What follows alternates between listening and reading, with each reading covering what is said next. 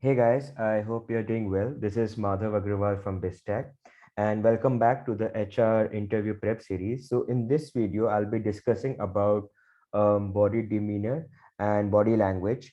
Um, a lot of times we spend preparing our HR answers, but ignore this most crucial aspect of preparing for an HR interview. That's why I'm discussing this in the beginning itself, so that you can start working on this, whether you have prepared your HR answers or whether you have any experience of giving an HR interview.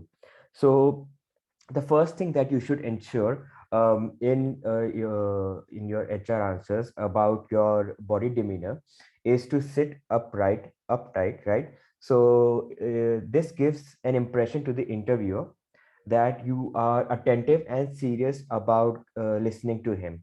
If your body language is a bit, loose and slouched, then it would give that you are not serious about this interview. This becomes really important in an offline interview. In an online interview, the person may not notice this. However, you may not know the scenario going considering the condition of the COVID. So it's always better to prepare for the worst. So I would recommend that you practice sitting upright.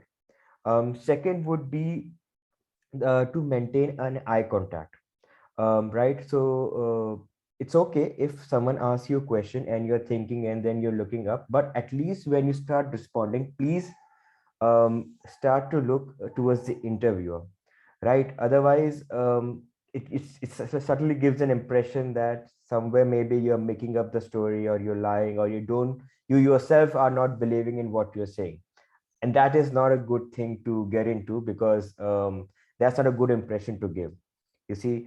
And it's always better to have your eyes focused towards the interviewer.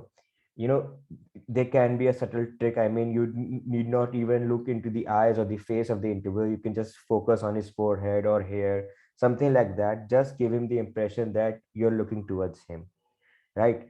I know a lot of people become conscious by the reaction of their interviewer, and start to change their answers or become a little bit nervous whether he's liking the answer or not. So in order to avoid that, you don't actually need to look at his expression. Just focus on some other part of his face, right? And that would really ease you out in terms of maintaining an eye contact. Do ensure that you look at the camera in case of online mode, right? So that they get the impression that you're looking towards them and don't look somewhere else, right? So even you can see right now I'm looking here and there just for a moment and then coming back to you. So that's the kind of at least an eye contact that you should ensure, right? Third thing is the voice modulation. See, you need to understand, if I speak like I'm Madhav Agrawal, I have done my engineering from BITS Pilani, and then I did my MBA from IIM Lucknow. Post that, I went to work in Revigo, which was a startup. It looks very dull. I mean, in the beginning itself, you have created an impression that this guy is boring. And you see, you need to understand that the interview in front of you may have interviewed like 20 guys before you, and he's already tired himself or herself. And if you go in a dull manner or in such a monotonous voice modulation way, then it would create a first bad impression in front of him. So practice giving highs and lows in your sentences, recognizing where you should increase your voice, where you should decrease your voice. Probably you can pause this video, start all over again, and understand how I am doing my voice modulation. I am not saying that I'm an expert at this, but it's something to begin with, right? As you practice more and more, you improve yourself. Um, right. Another thing that a lot of people do while sitting on a chair, even during an online mode, is that they rock back and forth quite a lot. Probably a sign of that they are thinking, but you may, sit and adjust yourself a bit, probably move a bit closer to hear the question properly, but don't do this rocking back and forth or rocking sideways. Nobody does sideways, but don't make this common mistake because it looks a bit weird and awkward.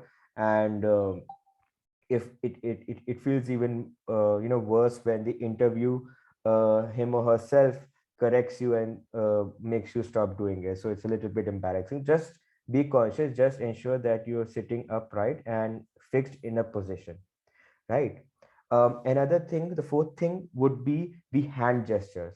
I mean, up until now, again, you can see the hand gesture that I'm making. If it was an offline interview, yes, it would have been much more clear in seeing your body gestures. But it's an online interview, so at most your hands would be visible. But still, it's a good idea to show that you are into your answer, that you're speaking from your heart, and it also gives an impression that you're not making this up, that you've not remembered it or wrought learned it by heart and then speaking in front of the interviewer.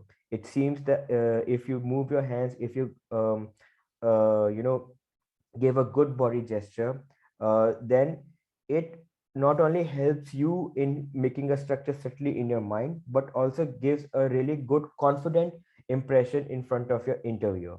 So please work on this. Again, this is not an easy thing to begin with, but if you practice day by day, little bit, then you will get a hang of it. The fifth and the most final point that I want to stress is smile. Please do smile, right? I've since the past several days I've seen people coming with a very dull face, as if they have come after visiting a graveyard, or probably somewhere in their family have passed away. I don't know why you do this, but at least in the starting have a smiling face. And when the person in front of you is talking, at least then smile. I can understand you may not be able to maintain that smile on your face while talking, while you're talking yourself, but when the other person is talking, please give us you know a nod with a smile, so that you give a positive enthusiasm. See, if you give the interviewer has to differentiate between several candidates, right? And if he finds all of them dull, he'll not get the feeling that, okay, he'll not have something to remember you by. Try to understand this way, right? But if you show enthusiasm, if you show positivity, even if your interview didn't go that well, he'll remember you, and probably in the best case scenario may give you even a second chance, probably take a chance upon you.